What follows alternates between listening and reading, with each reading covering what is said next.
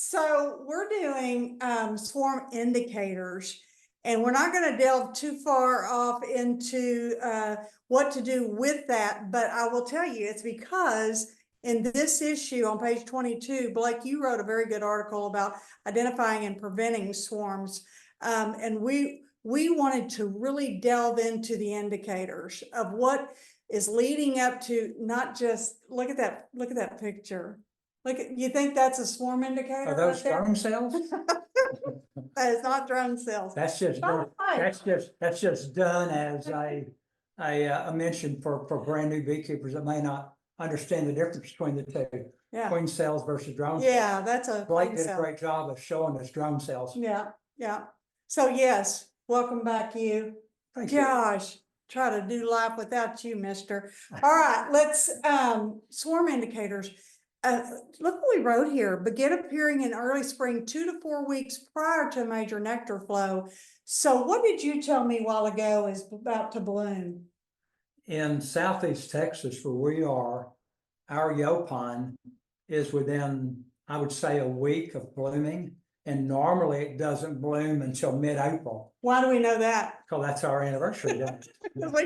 we got married under yopon bloom. So we're completely out of sync with normal years. Yeah. We're going to have, while yopon is not our major nectar flow, it's a semi-major that will stimulate our bees to the point where we need to understand what their capabilities are within each hive. And that's what we want to talk about tonight, swarm indicators, as opposed to so much things to do when a swarm is imminent. We'd like to try to avoid that possibility and understand the things we can look at. To keep, yeah, he's saying we don't want you to swarm. Yeah, we don't want you to swarm. All right, so just like Blake was saying, brood congestion, including adult workers. Now that's a topic that if you're deep into beekeeping, you won't understand. There's a concept in learning about the biology of the bee called polytheism.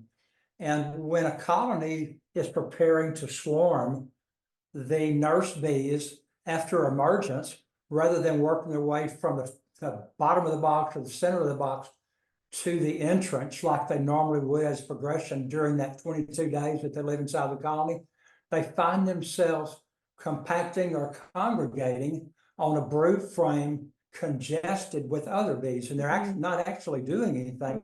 They're sort of hanging out, docile, don't really understand their purpose. I think they're talking to each other about when's the day gonna come, when can we leave, Are we done it? Yeah. But the normal sequence of the concept of polytheism is not so much in place to where they go through the idea of we're going to clean cells, we're going to feed larvae, they skip through some of that because, as we'll talk about in a few minutes, that larva is starting to sink when you're approaching swarm season. So they're really not letting some of them age into foragers. That's really interesting to me that they're actually slowing down, and we really read about this, and I know it sounds weird and like they wouldn't do that, but there's this whole system that has to take place in order for this swarm to happen, which it takes 2 or 3 weeks for all of these to come together to create a swarm. So they don't just wake up one day and go, you know what, I think we're going to swarm. You know, we mentioned that 2 to 4 week set of numbers a while ago, but actually it takes a full 6 weeks from the time the first bee said, yeah, to the time they actually leave for a 6 week period. Time. So we were talking about those adult bees that were just nurse bees a short time ago. Once that concept happens and they're sitting on that brood frame, the pheromones that they put out hamper the stimulation of new brood, of egg laying and larva production. So we're beginning a sequence of evacuating brood within that hive so that swarm, if it were to occur, has less bees or less larvae to take care of, less pupa to take care of. Tend, yeah. Yeah, there we go. Isn't that interesting? So just backing up. Sealed brood greatly outnumbers open brood. Now that makes sense, doesn't it? If we have 10 frames in a box and we have 6 frames of sealed brood and 3 frames of other resources, nectar, pollen, think what's going to happen. That 1 to 3 rule, that's just something I make up to pretend like I know what I'm talking about. I want to explain that. So what that, the 1 to 3 Sherry's going to talk about. I told you, Blake, he was gonna be so itchy to talk that I wasn't gonna get a word in. And this is what's happening. I'm all right with that. I'll just sit back. But I want to tell you about the 1 to 3 rule, because we were teaching at a bee school this last weekend. And that really fascinates folks, that when you have a full frame of brood, capped brood, when it's just one frame, right? When it emerges, the amount of bees that emerge will actually congregate and take up the space of 3 frames. Because when a bee is this way in a cell and you got them all stacked like this, because they're in the cell getting ready to emerge, they're sideways. But when they emerge, they're perpendicular to that frame, so they take up much more space. 1 to 3. Vertical Interesting. versus horizontal. Yeah, And it doesn't have to be a whole frame that we're talking about. It can be a half a frame or anything. right. When one bee emerges, the space it occupies after emergence Triples. is 3 times the space of where it grew Triples. up. Few empty cells. I think that makes sense, that there's just not anywhere for anything to go. They run out of space. Following the following bullet point, all frames are mostly drawn. Yeah, there won't be empty frames in there, or they would have stayed. They would have stayed to build those out. So if you see an open frame in there or 2, you're good for a minute. You should be good for a minute. Entrance is crowded. Boy, we do this. To me is like at the end when they start, it's just getting where they're just boiling out the front. It's like there's not enough room for them all to fit. That's really what you're going to see, is that it's going to be adult workers, and there's going to be that up to that top bullet point there. It's them staying home, not going out and doing anything so much. They're sitting there waiting for the swarm to actually happen. And that and the bearding concept that Follows that. Regardless of temperature is very important, because if we have bearding and it's cool outside as opposed to it being hot outside, when it's hot outside, yes, maybe they're just cooling the hive. But on a day that it's in the 70s or 80s, and you've got a colony that's got the face of the box bearded up, something's up. It's evidence that the bearding may have a root cause. Got a queen stuck in there somewhere, doesn't it? Maybe, maybe not, but maybe at some point in the future it will. Right. Here's a real common thing. Yeah. You know, we tell new beekeepers that the presence of white wax is a sign of a nectar flow. It is. Well, and that's true, but it's also a sign that if you see it in places, it's not in place, like on a frame. On the right-hand picture, it's hard to tell, there's 2 pictures, there's one on the right and one on the left. Look how that's starting to build on the top of the frame. It's because there's no space left to build it on the frames. you can tell by looking at those frames that they're mature frames, they're fully drawn out. Mature and then old. Mature, I like that. There's no place to put new wax there, yet nectar is coming in. Yep. So it has to go somewhere. Look at this one. Look at this picture. They're just building it on top. This is a nuke. It's hard to tell. I should have probably separated these pictures. So this is a 4-frame nuke. I don't know where I found this picture, but so that's 4 frame. They ran out the room, and I'm not sure why it had a division board feeder in there.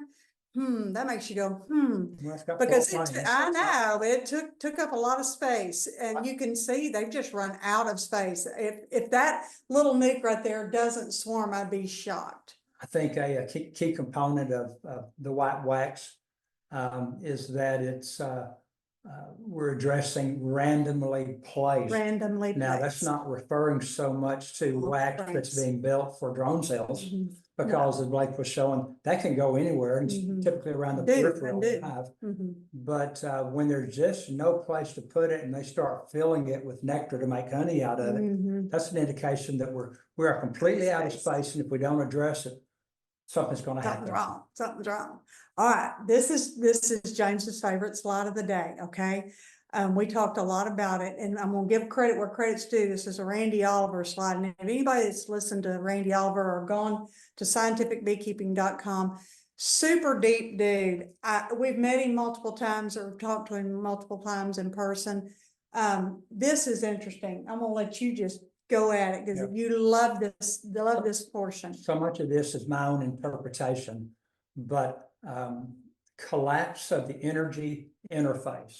I was talking to some beekeepers at that event that Sherry was talking about, how it's quite often that there is a single row or segment of cells between capped honey and pollen that is noted as, I call it a nectar band, but Randy Oliver calls it the energy interface, where the carbohydrates from the honey are adjacent to but separated from the protein of the pollen. And as that colony or as that frame matures, we know that those cells with larvae in it and cap pupa, they start moving outwards because the queen is working from the center of the box, Right. center of the frame. So it's just a natural progression. When we have a reversal of that, I call it collapsing of that interface, meaning that that open row of cells going downward towards where the brood is in the middle of the frame. I call it collapsing because all of that pollen is being used up and backfilled with new nectar. So that brood nest is collapsing upon itself. First sign being, if we were to take a pin and put a red dot right there where that arrow is and go back in a few days and look at it again, did it go outward towards the out of the frame or did it go down towards the middle of the frame? If it's moving downwards, that's the first sign of backfilling of the brood nest. Genius, right? I thought it was too, y'all. And again, that's the beginning of queen. If we look across the bottom of Brood it, frames are full of resources. High pollen flow present. queen's egg laying is reduced because they're pinching her down. Collapsing it. That's right. High pollen flow being present is generally a condition of that occurring. You'll have to think about that. I'm not going to go into it, but that is a requirement of a collapsing of an energy interface, or again, I like to say nectar band. Yeah, that's cool, isn't it? So that's kind of like reaching out a long ways, but it's fun. That's the kind of thing that we all like to study once we feel like we've got a handle on some particular topic. That's good stuff. Well, and you did. He delved really deep into it, and I felt his excitement getting into that. So, but backfilling brood nest, that's what it is. It's just basically backfilling the brood nest. It's open cells being filled with what used to be for brood is now being filled with nectar. You can tell on this picture, it's a little bit fuzzy, but you can see that's nectar. As that brood is emerging, they're packing it because there's nowhere else to put it. So what are they going to do? That slide has several important notations. It really does. We have white wax on the side. Yeah. Because the bees had a place to put it. So they built foundation out of it. It looks like a honey super frame to me. It possibly It just may be. We look at the middle where the center has had brood. Bees emerge. Yeah. But we have capped brood around the perimeter of it, and right in, I don't know if you can see Sherry's arrow or not. Yeah, I think that can. Directly under or directly over. Answer the question: where would the brood interface be, or the energy interface be? I don't see any pollen there. Well, we don't, so that's not a concern. That frame is not in danger of threatening the rest of the colony for swarming conditions. You don't think? Nope, I don't think. Isn't that interesting?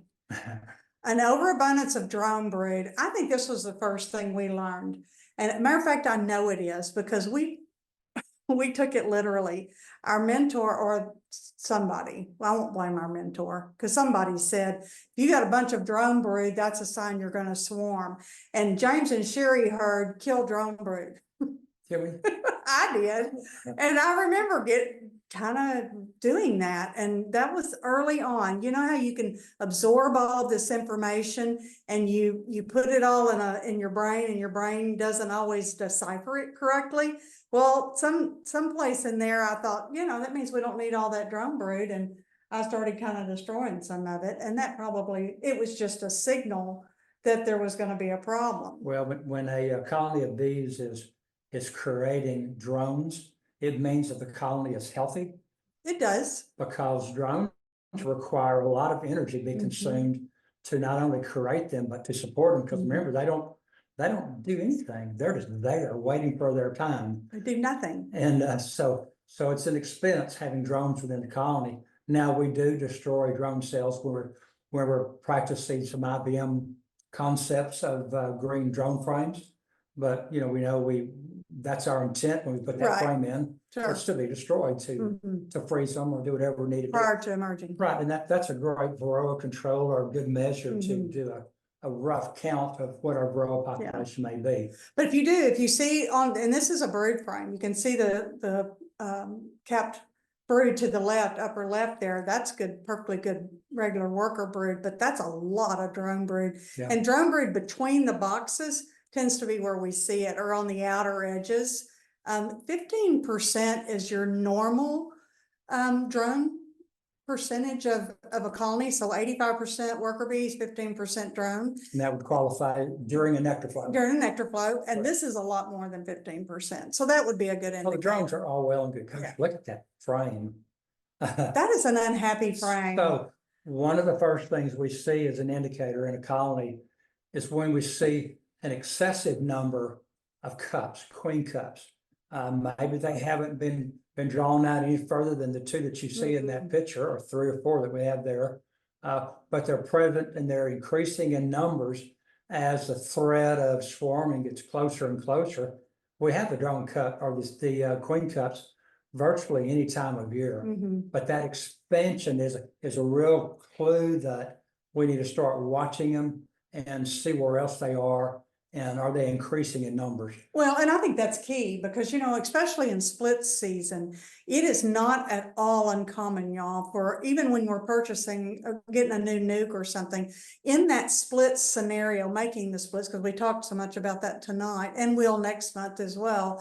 The bees kind of, there's so much unrest during that event that they'll make queen cups, but the rule of thumb is don't worry about it. If there's not larvae in it, 1 or 2 is fine. That's just an apartment being ready in case they need it, right? But when you see a lot of them start happening and you do see a larva being put in there, that is your It's time to indicator. get your hive tool and start clipping Oh, the yeah. edge of it, lifting it up and ensuring that there is not an egg having been laid there, or there's not a larva growing in there. That's right. If there is, just go ahead and clip it, Get it in and with don't it. worry about it. You're not hurting anything. You're not stopping a swarm. You're just proving to yourself Yeah. one way or the other, Sure. whether that's going to be an active cell or not. Yeah. Maybe next month we can do thwarting a swarm that's in process. That might Well, be something we do next month. This Blake. this would be what occurs once those cells got away. Look at that. We could look at the top right of that picture, and pretty much a certainty that there's That larvae there. emerged. And the reason I would say that is there's 2 or 3 other. These cat- emerged. Look, that one Yeah, emerged. I had noticed See, before. that's that it chewed. happened. That one's chewed and this one's, So this that's one what went happens out. when we're not staying on top of those cups we were talking about, and all the other indicators that come together. There's nothing there about white wax. This is all mature. Everything's We're present. past that. Correct. That's all said and done. So we're looking at a mature frame that swarming is going to occur, be it man-made or be it bee-made. Yeah, we That'd want be a it to good be. name for an apiary maintenance company, bee maids. It would. So does this picture look familiar? This is a snapshot of that swarm that Blake was just showing us. That's a lot of darn bees, okay? Are they about to swarm? I love this. 2,300 years ago, Aristotle found a way to answer the question. When the flight of a swarm is imminent, a monotonous and quite peculiar sound made by all the bees is heard for several days. So they're talking to you. Remember that article you wrote years ago? Well, 3 years ago about bees do talk. They're talking to you. They do make it's a roar. There's a different sound in the hive, and that's not a visual. It's one of your other senses, but that's kind of interesting, isn't it? Auditory sense. Auditory. There's a very intense area of studying beekeeping. That's again the audio concept where they're using various high-tech equipment to monitor the sounds that bees make, the piping, the quacking that queens do, and a variety of things. But one of those is also the beginning of that monotonous sound, as he said, Aristotle said. Well, we hear that within colonies. We know something's up. We know we've fallen behind. and that they are in swarm mode. Mhm. That may happen in a day, may happen in 3 days, may happen in 5 minutes. Yeah, But our time for having corrected the problem on a response to indicators is passed. Now it's time, we have to assist them in making a split. Mhm. What's a major component of a swarm split? I would say The the first queen. thing I think of is the queen The has to queen. move Mhm. with the new split Somebody colony. asked me that question. So if you've got those swarm cells and you're forced to make a split, yes, you move the queen with the split, the old queen with the split. If not, there's nothing to tell them that Mhm. the swarm has been completed, Mhm. and that's all it takes. Typically, Just moving the queen, because the queen is going to swarm. ta-da. But, well,